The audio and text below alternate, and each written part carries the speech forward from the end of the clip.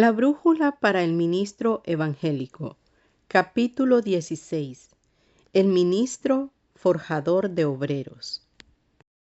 Hace algunos años visité una iglesia que se encontraba en crisis. Esta se debía a que su pastor estaba hospitalizado con una afección cardíaca por el exceso de trabajo. Este hermano era un hombre orquesta, uno que todo lo hace. No había forjado obreros. Se hacía notar la falta de ello en la crisis que había estallado, lo que a su vez empeoraba el estado de salud de este hermano. Él sabía que su iglesia navegaba a la deriva. Un ministro de la Biblia pudo tener visos semejantes al descrito arriba, pero por consejo sabio descubrió lo provechoso que es delegar autoridad al forjar obreros para la labor. Jetro, al visitar a su yerno que pastoreaba la congregación israelita, encontró que los problemas en su totalidad eran traídos al sobrecargado Moisés. Esto lo mantenía hasta la noche sin respiro ni descanso resolviéndolos. Éxodo 18, del 13 al 26. Si yo lo hubiera visto, habría exclamado: ¡qué Moisés tan consagrado! Siempre tan ocupado en la obra de Dios. Pero su suegro vio algo diferente y perjudicial para él y para la obra. No está bien lo que haces, desfallecerás del todo tú y como consecuencia lógica y también este pueblo. El ministerio de forjar obreros redunda en mejor salud física, multiplicidad de esfuerzos y gozo de ver nuevos ministerios en desarrollo. Acordémonos que somos un cuerpo y no solo un miembro, que en el cuerpo todos los miembros trabajan. Moisés escuchó el consejo y forjó obreros que le ayudaron a dirigir al pueblo de Israel. ¿Cómo pues podrá el ministro de hoy seguir su ejemplo? Primero, la fragua ideal. ¿Cuál es el significado de la palabra forjar? El diccionario la define así: fabricar, inventar o dar forma con el martillo a un metal. La forma más práctica para comprender este vocablo es visitar una herrería y ver cómo el metal frío en la fragua va tomando formas bellísimas como obras de arte con la mano del forjador, quien usa el calor, el martillo y su trabajo. ¿Cuál es la fragua para la formación de estos obreros? Hay quienes inmediatamente piensan en el Instituto Bíblico para responder a esta pregunta, pero cuán equivocados están. Bíblicamente, el lugar básico para esta labor es la iglesia local. Con decir esto no se menosprecia a los institutos, ya que ellos tienen la labor de seguir el proceso de forjar a los líderes nacionales. Para ilustración consideremos dos casos de la Biblia. Primero, la fragua del Señor Jesucristo. Segundo, la del apóstol Pablo. La fragua del Señor Jesucristo, aunque era pequeña, tiene su importancia, pues ella es la base de toda la cristiandad. El Señor le dio mucha importancia a los componentes del grupo y por eso pasó tiempo en ellos. Lo primero que hizo para producir obreros fue instruirlos. En Mateo 5, 1 y 2 hay estos apartes. Versículo 1: vinieron a él sus discípulos, los que necesitaban ser forjados. El versículo 2: y abriendo su boca les enseñaba. Nos presenta al forjador en acción por la enseñanza. Empleaba dos clases de enseñanza. Desde el capítulo 5 hasta el 7 de Mateo, la enseñanza es teórica, y desde el capítulo 8 al 9, la enseñanza es práctica. La experiencia es la herramienta. La enseñanza, tanto teórica como práctica, es de suma importancia para el obrero. El Señor considera que los obreros deben practicar por sí solos lo que han aprendido y les envía a hacer lo que han oído y visto. A esto llamaremos acción sobre lo aprendido. El apóstol Juan, años más tarde, escribió: lo que hemos oído, lo que hemos visto con nuestros ojos, lo que palparon nuestras manos, eso os anunciamos. Primera de Juan 1, del 1 al 3. Al final de su ministerio, el Señor inicia la última fase de enseñar a sus discípulos, la transmisión de lo aprendido. Id, enseñándoles que guarden todas las cosas que os he mandado. Mateo 28:20. Así los lanza en forma definitiva a la conquista de un mundo perdido. Podemos resumir las etapas de instrucción que el Señor siguió con su grupo de esta manera. 1. Instrucción teórica. 2. Entrenamiento. 3. Acción permanente. 4. Transmisión de lo aprendido. En la obra del apóstol Pablo se siguen los mismos principios. Él siempre utilizaba tiempo en los lugares donde ministró para instruir e instituir a personas que llevarían más adelante la obra del Señor. Cuando el apóstol consideraba que su tiempo en un lugar se había cumplido, las personas que quedaban al frente de la obra eran las mismas que habían nacido y recibido instrucción bajo su ministerio. Casi nunca se solicitaba su reemplazo a Jerusalén o a la sede. Esto se debía a que el apóstol vertía su vida en aquellos que estaban a su lado, ya sobre el lugar, ya sobre la marcha. No perdía ocasión para enseñar. Cada acompañante de sus viajes se convertía en un discípulo y sobre ellos dejaba la huella de su enseñanza. Ahí estaba Timoteo, Tito, Lucas, Juan, Marcos y otras personas que abundan en sus escritos y sobre las cuales ejerció una magnífica influencia. Pablo en sus cartas aconseja a Timoteo a forjar obreros. Si esto enseñas a los hermanos, esto manda y enseña, esto enseña y exhorta. Primera de Timoteo 4:6, 11, 6:2.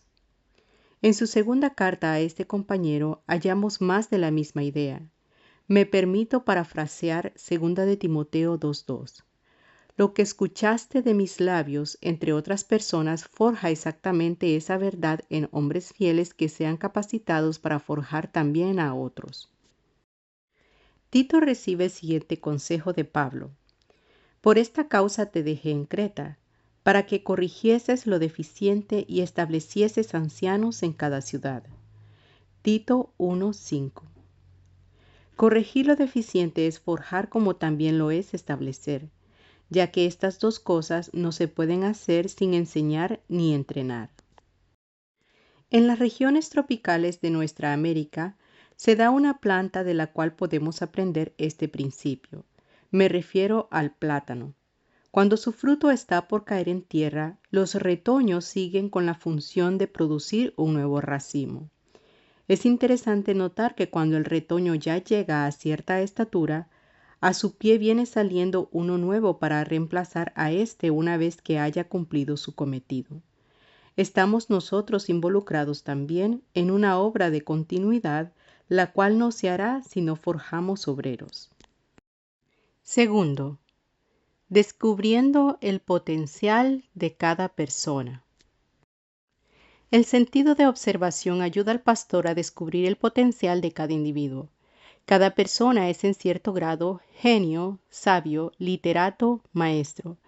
Pero en algunas esas facultades se han quedado dormidas porque nadie ha sabido descubrirlas y explotarlas. Cristo supo descubrir el potencial de las personas a quienes Él llamó. Supo qué lugar asignarle a cada uno. Descubrió el potencial del líder en Pedro, quien el día de Pentecostés abrió las puertas del reino a los judíos y más adelante a los gentiles. Pero no se le veían estas cualidades cuando tendía las redes en las playas de Betsaida. Andrés fue útil también. Ganó para el Señor a Pedro, su hermano. Cuando había necesidad de alimentar a las personas que escuchaban a Jesús, trajo al muchacho de los peces y los panes en el milagro de la multiplicación. Allí está en su pecho recostado el pensativo y meditativo Juan. Era un joven impulsivo que quería pedir fuego del cielo para acabar con un pueblo, pero era un teólogo en potencia que más tarde asombró al mundo con su libro El Apocalipsis. A pesar de que de antemano conocía su infidelidad, el Señor no le niega la oportunidad a Judas Iscariote de encontrar el camino de la redención y un lugar en la historia. Cristo le reconoció sus dotes de administrador y lo nombró tesorero del grupo. Quería darle la oportunidad de tener un ministerio. No puede faltar en esta lista el joven rico a quien Cristo, amándolo, lo llama. vio en él algo de valor para su servicio y le invita a repartir sus riquezas entre los pobres y seguirle para ser su discípulo. No le negó la oportunidad de descubrir su potencial. Estos dos últimos ejemplos muestran que en algunos casos fracasará el cometido, pero a nadie se le debe negar la oportunidad. Tarde o temprano vendrán otros a ocupar el lugar de los que fracasan. El sembrador esparció la semilla en toda clase de terreno porque Dios no hace acepción de personas. ¿Qué tiene Pablo que decirnos al respecto? Nos habla del cuerpo compuesto por muchos miembros y en el cual cada uno debe comportarse de acuerdo a su potencial o capacidad. Romanos 12 del 4 al 8.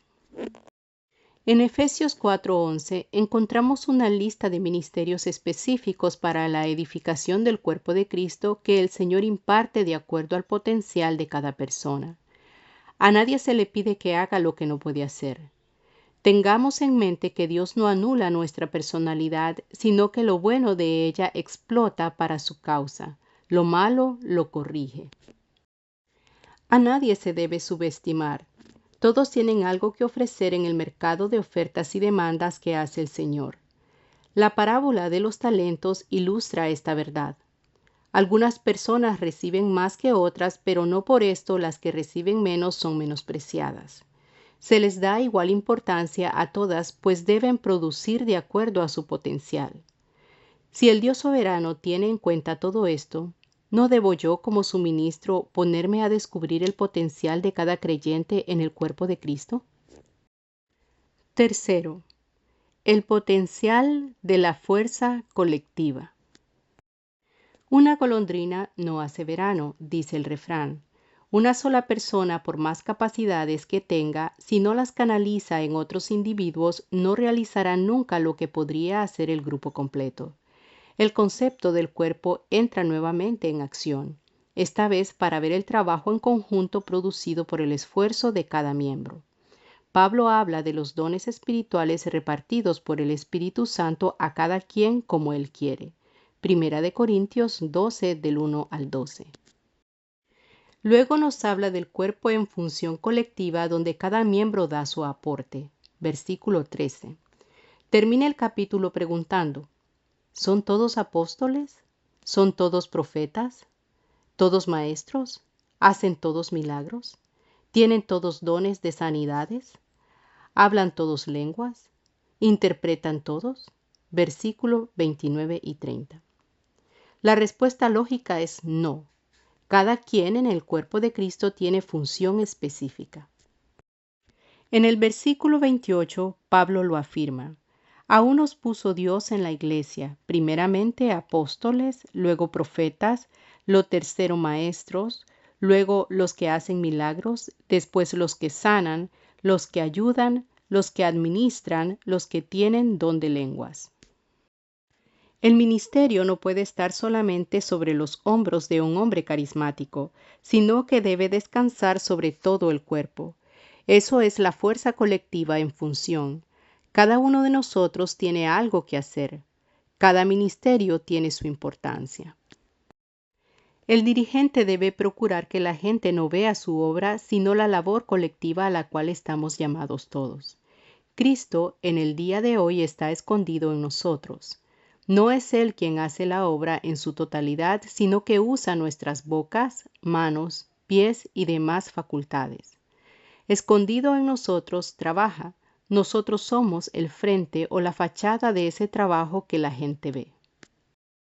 En 1 Corintios 14:26 encontramos otro texto que arroja más luz. ¿Qué hay pues, hermanos? Cuando os reunís, cada uno de vosotros tiene salmo, tiene doctrina, tiene lengua, tiene revelación, tiene interpretación. Hágase todo para edificación.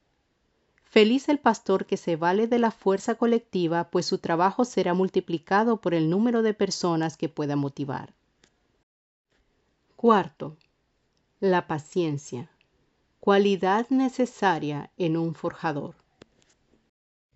El que teme fracasar tal vez nunca se atreverá a emprender algo. La historia muestra que quienes llegaron a la meta que se trazaron sufrieron antes muchos fracasos. El gran misionero Guillermo Carey dijo: «Emprended grandes cosas para Dios, esperad grandes cosas de Dios». El forjador de obreros debe estar dotado de paciencia. Los objetivos trazados no se alcanzarán de la noche a la mañana. Habrá que utilizar horas y horas para formar hábitos en los educados. Será necesario repetir algunas lecciones. La paciencia es uno de los frutos que el Espíritu Santo forma y desarrolla en la persona que se somete a su dirección. La manifestación cuantitativa de esta obra en nosotros sirve como termómetro para medir nuestro grado de comprensión y tolerancia. La paciencia es obra del Espíritu Santo. No con ejército ni con fuerzas, sino con mi espíritu, ha dicho Jehová de los ejércitos. Zacarías 4:6. No olvidemos que la obra de Dios está en manos de personas falibles. Me imagino al Señor mirando la escena donde nosotros nos desarrollamos. Ve muchas fallas y podría hasta intervenir para lograr que la tarea que nos encomendó se cumpla de manera más rápida y efectiva. Pero a pesar de nuestros yerros y fracasos o nuestra lenta marcha al objetivo, permite que sigamos adelante. Si Dios tiene paciencia con nosotros, tengámosla también nosotros con los que estamos forjando. Quinto, la actividad, martillo poderoso en la mano de un forjador. Avanzan la ciencia y la tecnología. La santidad decae. El alma se vacía. La iglesia se detiene. El siervo enmudece. Y contemplando todo, el hombre desfallece. Efraín Sinisterra. Qué gran verdad dijo este dirigente juvenil. La iglesia de hoy está inactiva en la forja de obreros cuyo potencial pudiera ser utilizado para llevar adelante la obra del Señor. Los siervos de Dios no pueden inspirar a quienes esperan indicaciones y ánimo para trabajar. En una iglesia donde no se programen actividades permanentes, habrá problemas y por la inactividad la gente tendrá que ocuparse en asuntos que no edifican. Las personas necesitan ser activas. Hasta Dios mismo cree en la actividad. La Biblia dice que Dios hizo lo que se ve de lo que no se veía y para eso tuvo que accionar.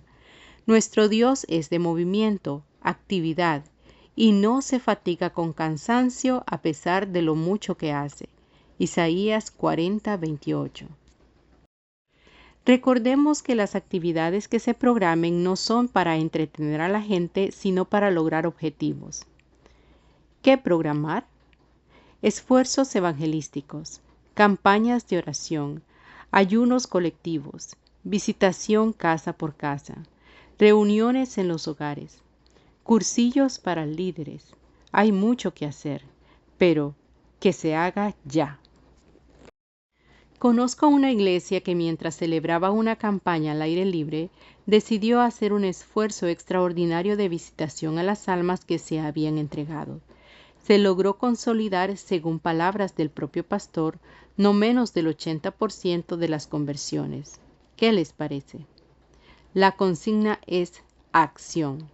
Hay que trabajar y motivar a nuestra gente para que trabaje con nosotros. El buen forjador verá ventajas en dejar la mayor libertad de acción posible a los obreros en su actividad. A nadie le gusta trabajar amarrado. No conviene tratar de supervisar como una madre a sus pequeñuelos. Más bien, se debe permitir que los obreros mismos aprendan ciertas lecciones a través de su experiencia. Así sentirán el gozo de descubrir cosas maravillosas sin que nadie les mande a hacerlo todo. Así se animarán a seguir hurgando en el cofre de la experiencia. Sexto, saber animar, un factor del éxito en un forjador.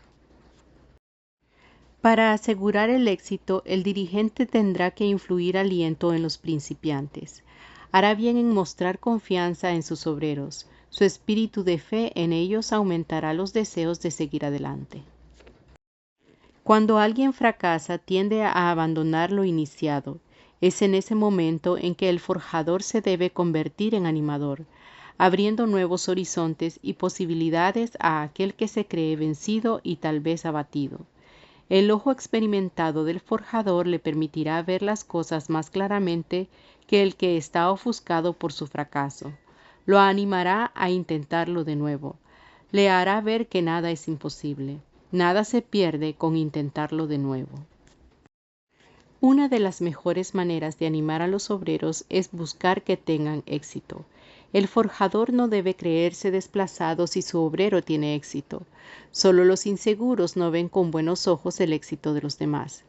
No estamos para realzar nuestra personalidad u obra, sino que laboramos para la honra y gloria de Dios. Séptimo, la necesidad de la asesoría. Los grandes barcos son guiados por expertos timones quienes suavemente corrigen el rumbo equivocado. De igual manera, el ministro tiene que recordar que no es solamente cuestión de mantener el ánimo de los obreros, sino también de estar disponible para orientarlos. Suavemente y con sabiduría tenemos que corregir sus errores o desvíos. En el proceso de aconsejar, el dirigente no debe imponer sus propias ideas, sino dejar que el principiante encuentre luz por sí mismo. Hay que procurar que tome su propia decisión para que aprenda a actuar solo. No permita que el aconsejado reciba la impresión de que el dirigente se considera superior. Hay que convencerle de que él es parte indispensable en la labor. Uno se siente más cómodo con un compañero que con una persona de más alta categoría. Octavo, la necesidad de mantener buenas comunicaciones. Para mantener buenas relaciones con las personas que tratamos, es necesario tener constante comunicación con ellas. Se crean tensión y frustración si la gente no se comprende. Las dos fases importantes de la comunicación son transmisión y recepción. El buen comunicador no es el que solo transmite, sino el que también se dispone a recibir a los demás. Desafortunadamente, en la preparación de obreros, hay quienes solo quieren abrir su boca para enseñar, pero sus oídos permanecen cerrados, desperdiciando así la oportunidad de saber si su enseñanza está dando en el blanco. Oyendo podremos descubrir una manera más efectiva para la comprensión de nuestro mensaje. El Señor Jesucristo es un buen comunicador. En Mateo 16, del 13 al 16, Jesús pregunta: ¿Quién dicen los hombres que es el Hijo del Hombre? Ellos dijeron: unos Juan el Bautista, otros Elías, y otros Jeremías o alguno de los profetas. Hasta aquí el Señor inquieta el corazón de ellos para luego comunicarles el verdadero mensaje. Él les dijo: ¿Y vosotros? ¿Quiénes decís que soy yo? Pedro respondió: Tú eres el Cristo, el Hijo del Dios viviente. Esta era la verdad que deseaba comunicar, pero notemos cómo transmite y cómo escucha para ir corrigiendo y llegar al objetivo deseado. Esto le lleva a comunicar otra verdad. Bienaventurado eres, Simón, hijo de Jonás, porque no te lo reveló carne ni sangre, sino mi Padre que está en los cielos. Si no usamos sabiduría para ejercer la comunicación, puede haber interferencias que dañen la buena recepción. Debemos hacer todo lo que podemos para que nuestra comunicación sea lo más clara posible. Muchos problemas existentes en la iglesia se deben a la poca comunicación. Nadie va a discutir el hecho que la fragua despide calor que a veces molesta al herrero. Tampoco se puede negar que el cuerpo se canse con repetidos martillazos sobre el hierro duro. Pero el sentido de responsabilidad, el orgullo del artesano, la misma necesidad del artículo terminado, sirven para que ese valiente siga forjando. Redoblemos nuestros esfuerzos para producir obreros. Huyamos de la posibilidad de ser un hombre orquesta. Con paciencia y diligencia llegaremos a la satisfacción de ver multiplicados los obreros que ayudemos a forjar. La tarea no tiene fin, es hasta que Cristo venga. Cada día, hora o minuto, busquemos nuevos elementos para pulirlos, entrenarlos y lanzarlos a su misión correspondiente. Forjamos para el hoy, como también para el mañana. Bienaventurados seréis si cuando yo viniere os hallare haciendo así. Bosquejo del capítulo. El deber del siervo de Dios de fraguar otros obreros. Primero, el mejor taller es la iglesia local. A. Definición de forjar. B. El ejemplo de Cristo. C. El ejemplo de Pablo. Segundo, la necesidad de descubrir la capacidad latente en cada creyente. A. Imprescindible una percepción aguda de las posibilidades de cada persona. B. El ejemplo de Cristo. C. El derecho de cada persona de probar sus capacidades. D. Las enseñanzas de Pablo. E. Todos tienen el mismo valor como persona. Tercero, la suma total de las capacidades individuales representa posibilidades no soñadas. A. Las limitaciones de una sola persona. B. La suma de todos los ministerios produce una iglesia fuerte. C. El deber de todos de llevar la responsabilidad de la obra. D. La responsabilidad del ministro de tener la imagen de estar unido al grupo. Cuarto, la tranquilidad perseverante que necesita el que fragua obreros. A. No sorprenderse con las frustraciones. B. Su misión no es de corta duración. C. Un don divino. D. La comprensión que la humanidad falla mucho. Quinto, los beneficios de poner a todos a trabajar. A. La tristeza de la inactividad. B. Dios no es pasivo. C. La necesidad de ser constructivo. D. El valor de la amplitud de acción. Sexto, la responsabilidad del dirigente de alentar. A. Mostrar fe en sus obreros. B. Inspirar al derrotado a comenzar otra vez. C. Procurar el éxito de los demás. Séptimo, el papel del dirigente como consejero. A. La importancia de la orientación. B. El valor de guiar en vez de obligar. C. El nivel del aconsejado. Octavo, imprescindible el diálogo entre el obrero y el dirigente. A. Robustece la armonía del grupo. B. Hay que comprender los componentes de la comunicación. C. La desventaja de no escuchar al otro. D. El ejemplo de Cristo. E.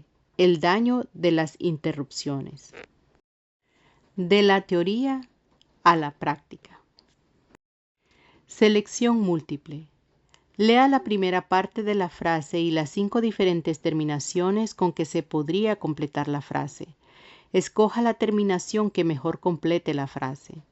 En algunos casos podrían servir más de una de las terminaciones, pero el alumno debe seleccionar la que mejor complete la idea. Aunque ninguna de las 5 le satisfaga del todo al estudiante, hay que escoger siempre la que más pueda servir. Subraye la terminación escogida. 1. Un hombre orquesta es aquel que A. Sabe tocar muchos instrumentos musicales. B. Realiza todo el trabajo del grupo. C. Sacrifica todos sus deseos personales para ocuparse en las cosas de Dios. D. Coordina los esfuerzos de todo el grupo. E. Se esconde entre los demás del grupo. 2. Cuando falta el ministro que acostumbra a hacerlo todo en la iglesia, A. La gente por lo general se pone contenta porque al fin tendrá una oportunidad de trabajar. B. Dios lo castiga por su incumplimiento. C. La gente queda desorientada. D. La iglesia experimenta mucho crecimiento. E. Él puede darse cuenta de que es indispensable ya que baja el ánimo de la gente. 3. El mejor lugar para el desarrollo de obreros es A. El Instituto Bíblico. B. La iglesia local. C. un seminario de seriedad y alto prestigio. D. Su propia casa. E. Ninguno, ya que Dios es el que levanta obreros. 4. Lo primero que hizo Cristo para forjar obreros fue: A. Quitarles todos sus libros. B. Inculcarles el espíritu de no obedecer a ninguna autoridad humana. C. Enviarles a provocar divisiones en las sinagogas. D. Enseñarles. E. Ponerlos en actividades. 5. Pablo se ocupaba de: A. Hacer todo el trabajo de la obra para que estuviera bien hecho. B. Asegurar que nunca le faltara su sostén. C. Lamentar el hecho de que nadie lo ayudaba en la obra. D. Averiguar quiénes habían votado en su contra en las elecciones de pastor. E. Preparar obreros que quedaran frente a la obra. 6. El ministro tiene la obligación de preocuparse: A. Por la continuidad de la obra. B. Para que ningún obrero tenga mucho éxito. C. Por los problemas del año próximo. D. Por la ropa que va a necesitar llevar en el próximo concilio. E. Para que todos lo respeten por la autoridad que es. 7. El buen forjador de obreros: A. Les ofrece buen sueldo. B. Se esfuerza por descubrir todas sus habilidades potenciales. C. No permite a nadie intentar una obra si tiene la más mínima posibilidad de fallar. D. Espera que el creyente lleve tiempo en el Señor antes de darle oportunidad de servir en algo. E. No les permite hacer nada hasta que puedan trabajar a la perfección. 8. Cristo hizo ver que se debe dar oportunidades: A. A los jóvenes solamente. B. A las mujeres, ya que tienen más disposición para trabajar. C. A todos. D. Mayormente a los de más preparación. E. Solamente a los que le caen bien a uno. 9. Más se puede realizar si el ministro: A. Lo hace todo por ser el de más experiencia. B. Espera que la congregación pueda tener un templo propio de lujo. C. Regaña con dureza a la congregación. D. Busca motivar que cada creyente haga lo que pueda. E. Espera que se acabe la oposición. 10. El ministro tiene que tener presente que un obrero: A. No se forma de la noche a la mañana. B. No servirá si fracasa una vez. C. Nace, no se hace. D. Tiene derecho a pecar ya que es humano. E. Aprende siempre una enseñanza la primera vez que la oye. 11. El ministro debe tener paciencia con los obreros que va forjando porque: A. Así puede esperar un incremento del sueldo. B. La paciencia es una virtud pocas veces manifestada. C. Eso le ayudará a ganar puestos altos en la organización. D. Pedro dejó un buen ejemplo. E. El Señor tiene paciencia con él. 12. Hay que proveer la actividad en la iglesia. A. Porque el obrero aprende haciendo. B. Porque la pedagogía moderna insiste que es la mejor técnica. C. Porque mejora la circulación. D. Porque muchos lo hacen. E. Porque así se ve el entusiasmo del día de Pentecostés. 13. La actitud del forjador de obreros ante las actividades que éstos realizan debe ser una de: A. Delegarles lo menor posible de autoridad ya que son nuevos. B. Concederles amplitud de acción. C. No permitirles que realicen ningún culto sin que Él esté presente. D. Desconfianza. E. Resignación al hecho de que no son tan adiestrados como Él. 14. Una de las responsabilidades vitales de uno que forja obreros es: A. Dejarlos completamente para que no se sientan incómodos. B. Recordarles con frecuencia que son inútiles para así evitar que sean orgullosos. C. Animarlos. D. Nunca darles una segunda oportunidad de triunfar donde tuvieron una derrota. E.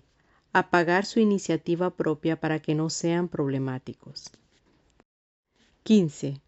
El buen forjador de obreros. A.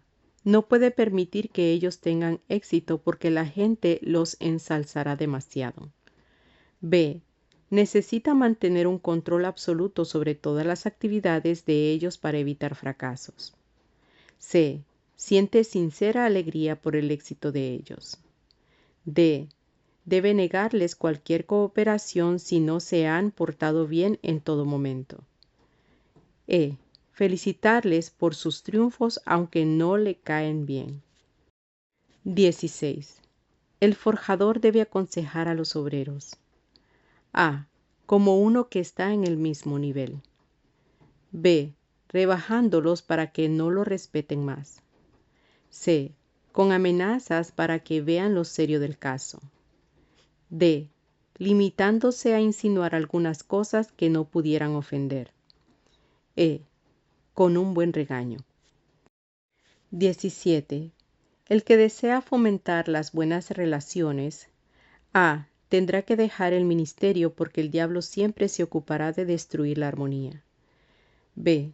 Debe mandar orar a los que causan los problemas. C. Debe visitar a los perturbadores y prohibirles que sigan obrando. D. Debe esforzarse para tener buenas comunicaciones. E. Debe estudiar la electrónica. 18. El forjador de obreros no solamente necesita aprender a expresarse, sino a oír atentamente lo que ellos dicen. B. Tener la voluntad de ponerse pantalones. C. Trabajar solamente con aquellos que lo estimen. D. Tener la astucia de evadir la pérdida de tiempo cuando un obrero viene a hablarle. E. Escribir con buena caligrafía. De la teoría a la práctica. 1. ¿Qué hombre podría haber construido solo las pirámides de los mayas o la del Sol en Teotihuacán?